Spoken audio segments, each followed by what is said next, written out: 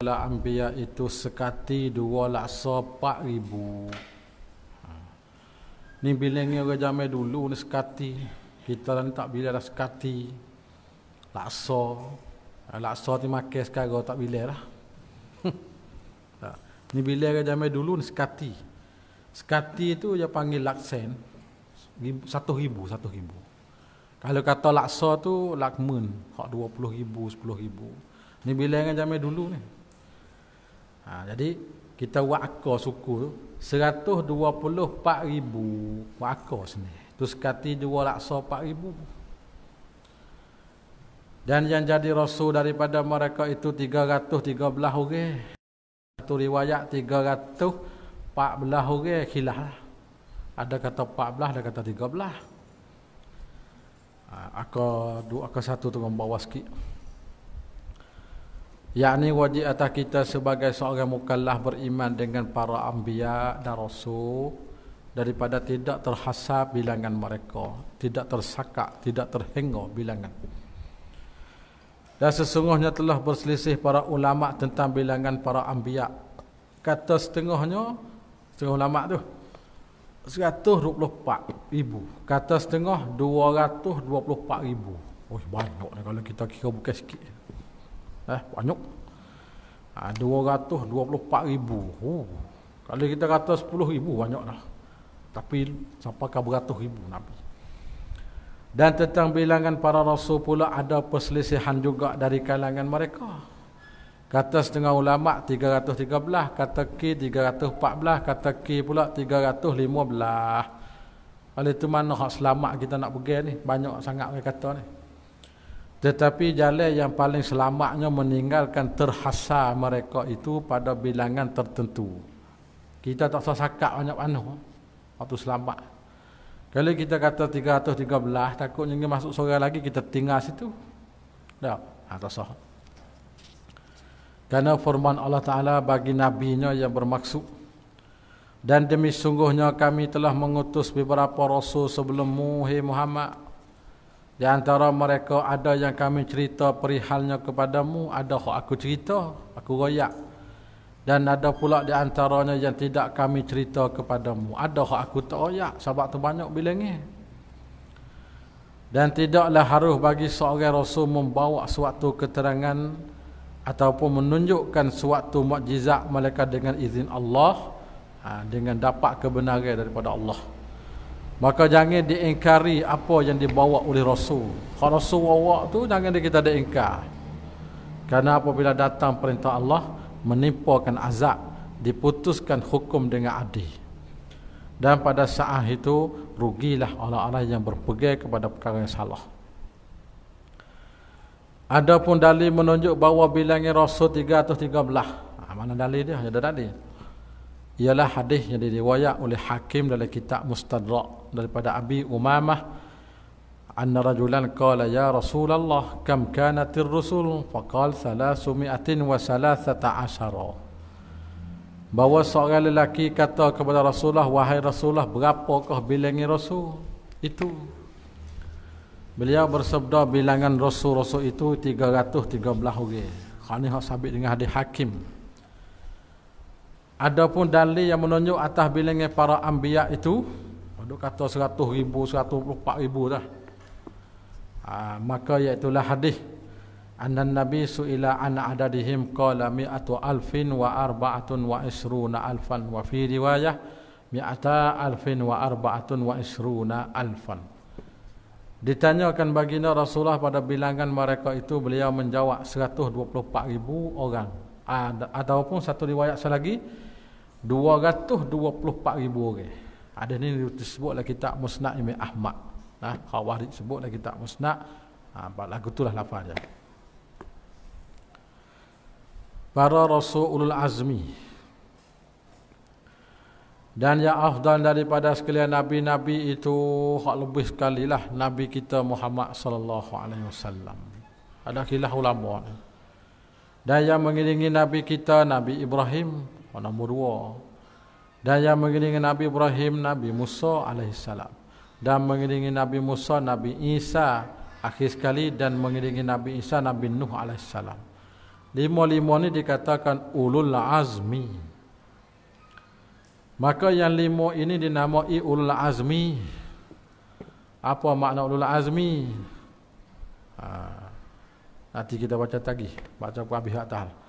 Dan yang lain daripada yang lima ini, setengah mereka itu afdalnya pada setengah, ini tak sama. Tetapi tidak ditentukan malaikat yang lima ini juga. Lima ni lah hak ta'yinnya. Akan satu, ulul azmi itu ialah segala rasul yang menanggung kesabaran dan kesusahan. Orang yang pikir susah banyak, wallah banyak. Kesusahan berdakwah agama pada umatnya. Maka seafdal makhluk atas jalan umum yang melengkapi bagi alam ulwi dan alam sufli, alam sebelah atas, alam sebelah bawah, daripada manusia dan jin dan malaikat, dunia dan akhirat. Hak lebih sekali alal itlaq lah, ialah Nabi kita Muhammad sallallahu alaihi wasallam. Alaihi hak tu lebih sekali. Kemudian Nabi Ibrahim, kemudian Nabi Musa, kemudian Nabi Isa, kemudian Nabi Nuh. Disebut dalam kitab Aunul Murid Syarah Jahrah Tauhid, 2 jilid kitab ni. Tabaq Darul Basaid, ulama Suriah buat. 2 jilid comel, Syarah Jahrah yang paling luas di antaranya ni Aunul Murid nama kitab dia. Bahawa pengulu kita Muhammad itu seafdal makhluk atas jalan itlaq. Sebutlah kitab tu. Kemudian Nabi Ibrahim, kemudian Nabi Musa, kemudian Nabi Isa, kemudian Nabi Nuh alaihi salam. Mereka itulah dinamakan ulul azmi. Kemudian sekalian rasul-rasul, kemudian para anbiya, dan mereka itu berlebih kurang mereka itu pada bagian antara mereka itu di sisi Allah. Dia tak samalah. Kemudian Jibril, kemudian Mikail, kemudian yang baki pada ketua-ketua malaikat. Israfil, Israil. Kemudian yang awam daripada manusia seperti Abu Bakar. Tapi kalau kira kita ada awam dah tu. Tak. Bila kata awam lagi, Umar, Utsman, Ali. Kemudian yang awam daripada malaikat. Naik atas. Bermula sekalian kitab-kitab yang turun daripada langit itu 104 buah kitab. Semua hak turun daripada langit, Al-Kutubus Samawiyah, semua 104 buah kitab. Diturunkan atas Nabi Syis alaihi salam 50 kitab. Kita baca dulu. Diturun atas Nabi Idris 30 kitab. Kitab dengan mana suhuf lah. Bukan kitab sebuah tak, suhuf. Satu la, dua la tu panggil suhuf. Dan diturun atas Nabi Ibrahim 10 kitab. Dan diturun atas Nabi Musa alaihi salam dulu daripada Taurat 10 kitab. Dan dinamakan sekaliannya itu suhuf. Dia panggil suhuf. Jadi 100 suhuf semua. Lepas tu campur dengan 4 buah kitab. Yang akan sebut depan tu lah. Akan satu tunggu di bawah. Dikandaki dengan kitab-kitab pada syarat ialah kalamullah yang ada padanya hidayah dan nur. Itu kalamullah pada kitab itu. Yang Allah Ta'ala wahyukan kepada rasul-rasulnya. Bukan Nabi kita seorang, rasul-rasul dia. Supaya ia menyampaikan kepada manusia. Supaya mereka beramal dengan dia, maka menyebabkan mereka dapat kebahagiaan dunia dan akhirat kelak. Bila beramal dengan isikan dengan kitab Quran ataupun kitab-kitab yang lain lagi. Apabila disebutkan kitab-kitab, tentu melengkapi semua suhuf-suhuf. Dia masuk sendiri lah.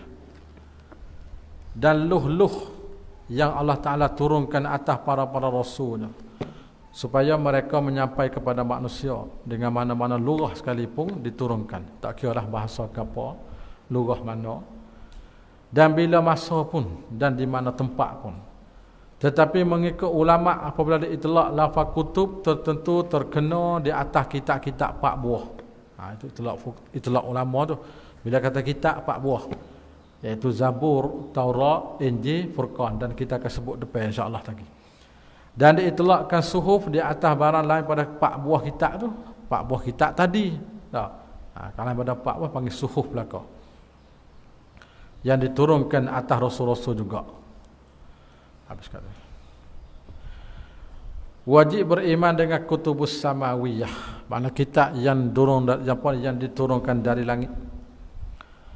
Beriman kepada kitab-kitab yang turun dari langit, yang diturunkan atas rasul-rasul itu adalah di antara fardu-fardu agama dan satu rukun daripada rukun-rukunnya rukun agama dan asal daripada usulnya usul agama. Sesiapa yang kufur dengan kitab-kitab langit semua secara ijmal ataupun kufur dengan salah satunya daripada apa yang Allah sebut dalam Quran, maka sungguh ia telah keluar pada agama. Na'udzubillah. Mana orang tak beriman sebuah kitab pun tak boleh lah. Dan ia jadi orang yang ingkar dan murtad. Tidak ada baginya dalam Islam mana-mana habuan pun. Dalilnya firman Allah Ta'ala yang bermaksud, bukanlah perkara kebajikan itu hanya kamu menghadap muka ke pihak timur dan barat, tetapi kebajikan itu ialah beriman seseorang pada Allah dan hari akhirat dan segala malaikat dan segala kitab dan sekalian nabi-nabi. Dan di antaranya hadis Nabi sallallahu alaihi wasallam yang maksudnya bahawa kamu beriman kepada Allah dan malaikat-malaikatnya dan kitabnya dan rasulnya dan hari akhirat dan dengan qadar baik dan jahatnya. Hadis ini telah terdahulu takhrij, sebut lepas mari dah ni. Habis kata. Kemudian maka Taurat diturunkan atas Nabi Musa alaihi salam ataslah. Dan bacaannya dengan bahasa Ibrani, bahasa Yahudi. Yahudi Israel dia guna bahasa ni. Ibrani ni dia guna hari ni lugah Hebrew. Bahasa Hebrew. Kalau tulis tu dia ada awak lugah Hebrew. Maka kena boleh tulis saya Yahudi, hak tajam kekok-kekok Yahudi, hak Israel ni dia panggil bahasa Ibrani ni. Tulis saya Yahudi hari ni. Dan diturun atas Nabi Isa alaihi salam Injil dengan bahasa Suryani. Ni bahasa dia tulis lagu mana tak tahu ni. Kita tengok Taurat dulu. Ke-1. Taurat ialah kitab yang diturun atas Nabi Musa dan ia bukan suhuf-suhuf yang diturunkan kepada Nabi Musa. Jadi suhuf-suku kitab suku. Taurat itu ialah lafaz dalam bahasa Ibrani dengan makna pengajaran dan syariah. Taurat tu bukan bahasa Arab. Bahasa Ibrani kalau kita pergi kepada makna bahasa kita mana pengajaran ataupun nasihat. Syariah. Firman Allah Ta'ala yang maksudnya Alif Lam Mim, Allah tidak Tuhan yang berhak disembah melainkan Dia yang tetap hidup, yang kekal selama-lamanya, mentadbirkan sekalian makhluk. Ia menurunkan kepadamu wahai Muhammad kitab suci Al-Quran dengan mengandungi kebenaran yang mengesahkan isi kitab-kitab suci yang telah diturun kitab-kitab Taurat dan Injil sebelum Quran diturunkan. Menjadi petunjuk bagi umat manusia tu Quran. Ia juga yang menurunkan Al-Furqan Tuhan, Quran Al-Furqan yang membezakan antara yang benar dan yang salah. Sesungguhnya orang-orang kufur ingkarkan ayat-ayat keterangan Allah itu adalah bagi mereka azab siksa yang amat berat. Ingatlah Allah Maha Kuasa lagi berhak membalas dengan azab siksa kepada golongan yang bersalah. Naik ke atas tu dengan bahasa Suryani.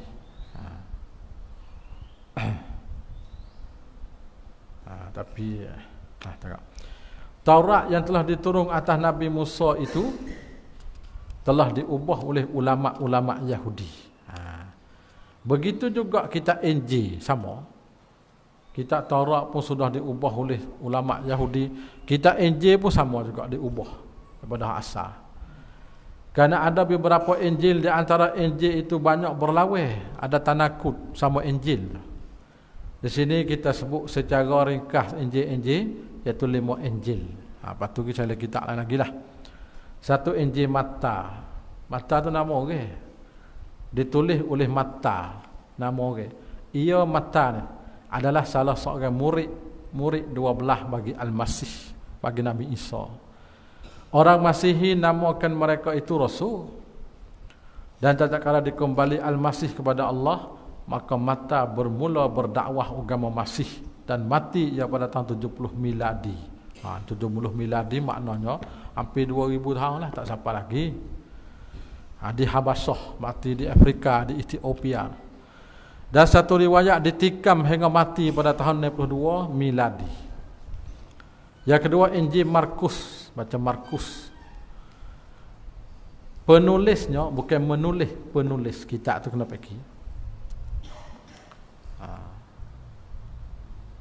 Penulisnya Markus, orang juga tulis. Namanya Yohanna, digelarkan Markus, asalnya Yahudi. Ia awal-awal pemeluk agama Masih, mula Yahudi lepas tu masuk Kristian. Ia di antara 7 orang yang turun Nabi Isa kepada mereka selepas diangkatnya ke langit. Di antara mengikut etikad mereka lah. Dan beliau di antara murid yang sentiasa bersama dengan Barnabas. Barnabas tu kita akan sebut bawah tadi. Dan beliau terbunuh di atas tangan penyembah-penyembah berhala pada tahun 52 miladi. Itu sebagai latar belakang sikit sebanyak. Yang ketiga, Injil Luka. Luka tu nama orang, iaitu bagi Luka. Mana Injil yang dituliskan, Luka juga tulis. Dilahirkan dia di Antakia. Belajar ya ilmu kedoktoran. Dia juga di Baktib Habomo. Bukannya Yahudi. Dan dia orang yang bersama dengan Bulus di dalam berdakwah kepada agama Masih. Bulus ni macam sebuah penderi lah. Itu Bulus. Yang keempat ni Injil Yohanna. Ini Injil sebahaya-bahaya dari Injil yang lain, kerana mengandungi dengan secara nyata dengan ketuhanan Masih dan taslih. Jelas kata Nabi Musa, Tuhan. Itu panggil bahaya sekali Injil ni. Injil Barnabas. Penulisnya Barnabas, nama orang. Ia adalah dari Kodis Masihi. Mana ketua folk Kristian lah. Injil ini kebanyakannya sama dengan perkara yang disebut dalam Quran. Jadi kebanyakan nak sama. Sebab dia tak pakai Injil Barnabas ni, dia pakai hak mubah boleh hak canggah ke Quran. Jadi untuk kalau kita nak penjelasan dalam kitab Muhadarat fi Nasraniyah bagi Imam Abu Zahrah, dibuka tengok sana. Dan kitab-kitab Muqaranatul Adyan tu banyak lagi pembahasan dia.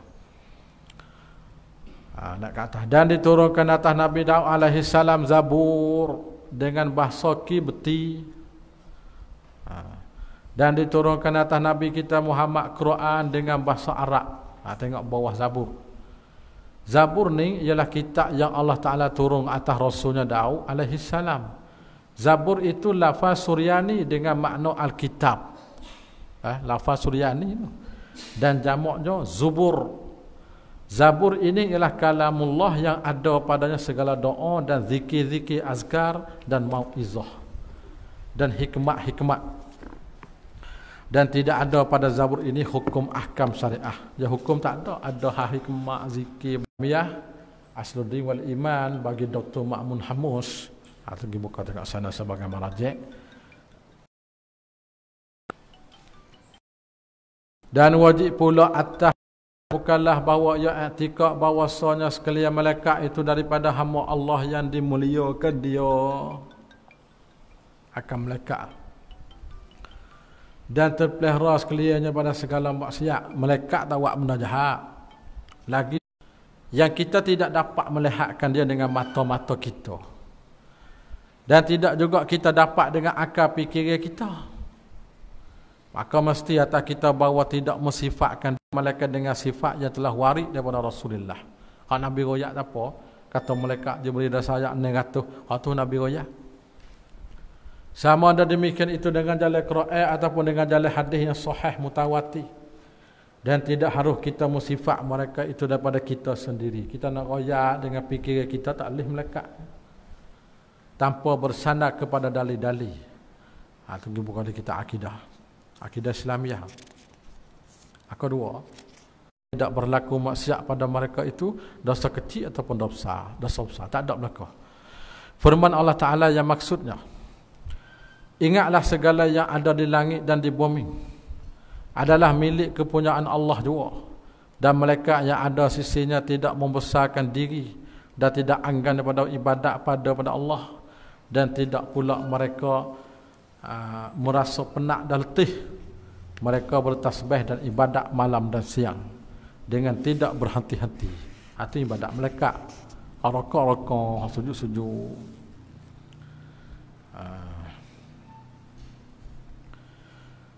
Habis kata. Maka satu turun bawah pula mereka tu bukan sifat manusia. Yakni mereka tak makan, tak minum, tak beranak, tak tidur dan sebagainya. Bawah.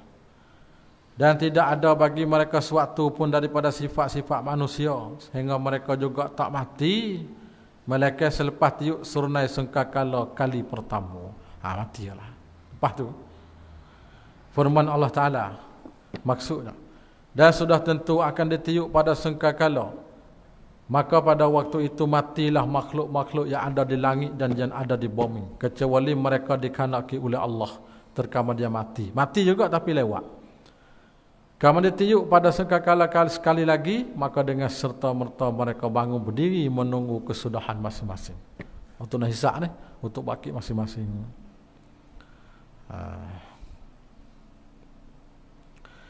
Dan sungguhnya Allah Ta'ala telah mencela dan mencaci orang-orang kafir yang bersifat melekat dengan perempuan. Orang kafir yang tidak kata melekat betina. Itu dalih tu. Dan Allah Ta'ala janji mereka dengan mendenakan saksi dusta mereka yang tidak berlandaskan, tidak bersandarkan kepada mana-mana dalil. Tidak berdalil lah, berlandas tu mana tidak berdalil. Jadi kata semata-kata dalil tak ada dalil. Dan menyatakan bahawa mereka akan ditanya pada hari kiamat mengenai dusta-dusta mereka. Firman Allah Ta'ala maksudnya, dan mereka menganggap malaikat yang juga menjadi hamba Allah yang amat pemurah itu jenis perempuan. Ya tidak malaikat itu betina. Adakah mereka menyaksikan kejadian malaikat itu? Akan ditulis kata-kata mereka yang dusta itu, dan mereka akan ditanya kelak serta akan menerima balasan. Akhirnya akan kena balasan. Abu dia kata malaikat anak betina. Apa tu? Malaikat itu perempuan. Bilangan para malaikat.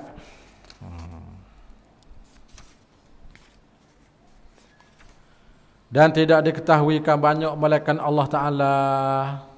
Kita tak tahu malaikat banyak no Tuhan. Nah, kita tak tahu, Allah Ta'ala juga yang tahu. Yakni bilangan malaikat itu tidak mengetahuikan dia malaikat Allah juga. Tetapi telah warid di dalam hadis menunjuk bahawa mereka itu adalah makhluk yang berjumlah besar. Yang jumlah yang banyak, itu besar. Sebagaimana isyarat dengan firman Allah Ta'ala, وَمَا يَعْلَمُ جُنُودَ رَبِّكَ إِلَّا هُ, dan tidak yang mengetahui tentera Tuhanmu melainkan dialah Allah Ta'ala sahaja. Kalau anda tak sampai tahu. Dan di antara hadis-hadis ialah sabda Nabi, sesungguhnya aku nampak apa yang kamu tak nampak. Nabi nampak, kita tak nampak. Dan aku dengar apa yang kamu tak dengar. Aku dengar, kamu tak dengar. Dan berbunyi langit dan berhak bagi langit bahawa ia berbunyi. Tidak ada padanya satu tempat 4 jari melainkan pada hal ada malaikat meletak dahinya dalam keadaan sujud pada Allah Ta'ala. Allah. Tempat sepik ke dapat jari ni ada malaikat belakang. Maknanya malaikat tu banyak. Bukan sikit malaikat. Malaikat tu ramai. Dan setengah daripada mereka itu Jibril, Mikail, Israfil, Izrail. Pak, tu fak lapis tua-tua. Lapis tua. Tugas dia ke apa? Tugas Jibril ke-1 ialah membawa wahyu daripada Allah. Maka dialah yang menurunkan wahyu kepada Nabi-Nabi dan Rasul. Bukan Nabi kita saja, Nabi lain pun dia juga hijau turun wahyu. Firman Allah Ta'ala, sesungguhnya Al-Quran yang di antara isinya kisah-kisah tersebut adalah diturunkan oleh Allah Tuhan sekalian alam. Ia dibawa turun oleh malaikat Jibril yang amanah dalam hatimu, supaya engkau wahai Muhammad menjadi seorang dari pemberi-pemberi ajaran dan amaran kepada umat manusia. Mikail ini tugas dia apa? Menurunkan rezeki yang kedua, dan sebab-sebab rezeki seperti awan, hujan dan angin sebagainya. Yang ketiga tugas Israfil, meniup surnai sangkakala. Dia tak sampai lagi nak hijau dia hujung sekali. Dan itu saja. Jibril itu hijau lama dah. Ini kerja saja. Hak kerja hari-hari nung Israel ambil nyawa. Hari-hari. Ada beradu. Apa kemak? Israfil ini tugas tiup sunai sangkakala. Dan ini telah datang nas pada malaikat Israfil alaihissalam. Maka sungguhnya telah datang bahawa ia yang akan tiup sunai sangkakala, yang meniupnya dengan arahan daripada Allah, yang dengan suruhan Allah. Tuhan suruh akan tiup pertama. maka binasa semua mereka di langit, di bumi. Malaikat mereka Allah Ta'ala menghendaki dikecewakan dia. Ada gitu, hai kanak si mati ada juga. Karena Allah Ta'ala yang memiliki mencabut nyawa-nyawa mereka dengan kudrat. Kemudian menunjuk pula kali kedua untuk dibangkit kepada hidup pula selesai mati. Firman Allah Ta'ala. Dan sesudah tentu akan ditiup pada segala, maka pada waktu itu matilah makhluk-makhluk yang ada di langit dan yang ada di bumi, kecuali siapa yang dikehendaki oleh Allah. Terkama dia mati. Kemudian ditiup pada segala sekali lagi, maka dengan serta merta mereka bangun berdiri menunggu kesudahan masing-masing. Israel pula. Kita habis materi dulu. Dan sekalian yang empat ini kepala-kepala segala malaikat, dan mereka itu terlebih afdal. Israel ini kerja tugas dia apa? Nanti dia, kerja dia mengambil nyawa hari-hari. Bukan dia seorang anak buah dia tu. Tak, dia sebagai ketua ya. Dan adakah dibertanggungjawab atas demikian itu seorang malaikat sahajakah ataupun beberapa malaikat? Kerja ambil nyawa. Telah datang dalam Quran bahawa malakul maut itu lebih banyak daripada seorang malaikat. Bukan seorang, ramai. Firman Allah Ta'ala. Dan dialah yang berkuasa atas sekalian hamba-Nya. Dan ia mengutus kepada kamu pengawal-pengawal, malaikat yang menjaga dan menulis segala yang kamu lakukan. Sehingga apabila sampai ajal maut kepada salah seorang antara kamu, lalu diambil nyawa oleh utusan kami, malaikat. Sedang mereka pula, malaikat itu tidak cuai dalam menjalankan tugasnya. Dia bukan memang, dia tunggu patus nguti, dia tak cuai dah. Itu kerja malaikat.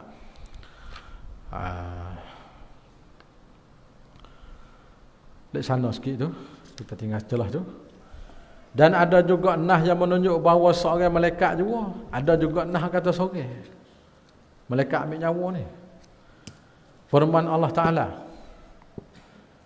Dan mereka yang kafir itu berkata, adakah apabila kami telah hilang lenyap dalam tanah, kami pula akan hidup semula dalam bentuk kejadian baru? Yang kafir katalah, betulkah demikian tu? Mereka bukan saja tidak percaya tentang hidup semula, bahkan mereka tidak percaya tentang pertemuan dengan Tuhan pula. Katakanlah wahai Muhammad, nyawa kamu akan diambil oleh malakul maut yang ditugaskan berbuat demikian ketika habis ajal kamu. Kemudian kamu akan kembali kepada Tuhan kamu untuk menerima balasan.